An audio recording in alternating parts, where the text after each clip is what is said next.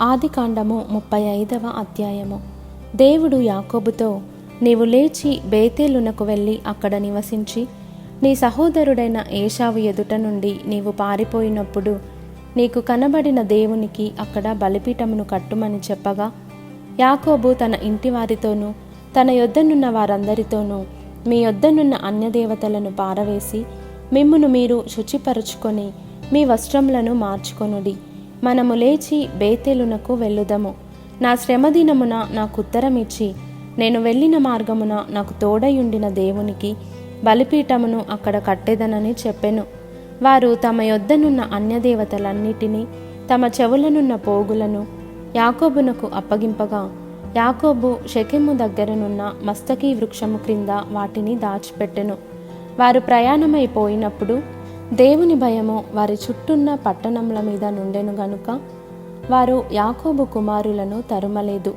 యాకోబును అతనితోనున్న జనులందరూ కనానులో లూజుకు అనగా బేతేలునకు వచ్చిరి. అతడు తన సహోదరుని ఎదుట నుండి పారిపోయినప్పుడు దేవుడక్కడ అతనికి ప్రత్యక్షమాయెను గనుక అక్కడ బలిపీఠమును కట్టి ఆ చోటికి ఏల్ బేతేలను పేరు పెట్టిరి. రిబ్కా దాది అయిన దెబోరా చనిపోయి బేతేలునకు దిగువనున్న సింధూర వృక్షము క్రింద పాతిపెట్టబడెను. దానికి అల్లోను బాకూత్ అను పేరు పెట్టబడెను. యాకోబు పద్దనరాము నుండి వచ్చుచుండగా దేవుడు తిరిగి అతనికి ప్రత్యక్షమై అతనిని ఆశీర్వదించెను. అప్పుడు దేవుడు అతనితో, నీ పేరు యాకోబు, ఇక మీదట నీ పేరు యాకోబు అనబడదు, నీ పేరు ఇశ్రాయేలు అని చెప్పి అతనికి ఇశ్రాయేలు అను పేరు పెట్టెను.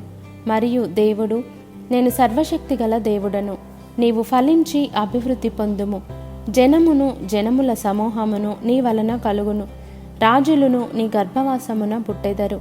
నేను అబ్రహామునకును ఇస్సాకునకును ఇచ్చిన దేశము నీకిచ్చేదను, నీ తరువాత నీ సంతానమునకు ఈ దేశమునిచ్చేదనని అతనితో చెప్పెను. దేవుడు అతనితో మాటలాడిన స్థలము నుండి పరమునకు వెళ్ళెను.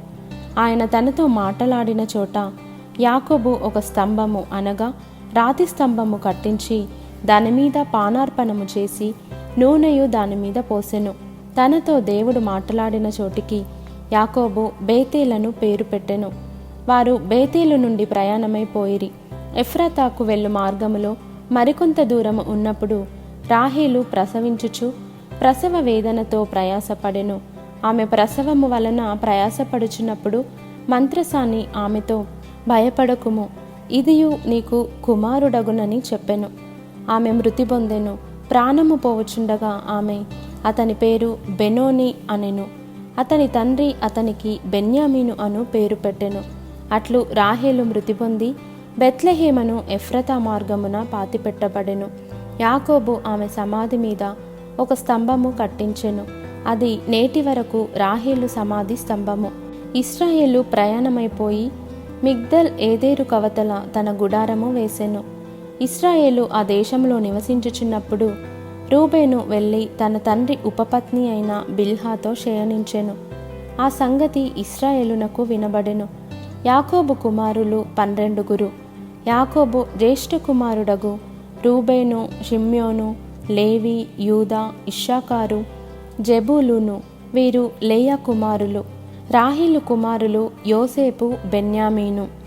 రాహేలు దాసి అయిన బిల్హా కుమారులు దాను, నఫ్తాలి. లేయా దాసి అయిన జిల్పా కుమారులు గాదు, ఆషేరు. వీరు పద్దనరాములో యాకోబునకు పుట్టిన కుమారులు. అబ్రహామును ఇస్సాకును పరదేశులయుండిన మమ్రేలో కిర్యతర్బాకు తన తండ్రి అయిన ఇస్సాకునొద్దకు యాకోబు వచ్చెను. అదే హెబ్రోను. ఇస్సాకు బ్రతికిన దినములు 180 సంవత్సరములు. ఇస్సాకు కాలము నిండిన వృద్ధుడై ప్రాణము విడిచి మృతి పొంది తన పితరుల యొద్దకు చేర్చబడెను. అతని కుమారులైన ఏశావు, యాకోబులు అతని పాతిపెట్టిరి.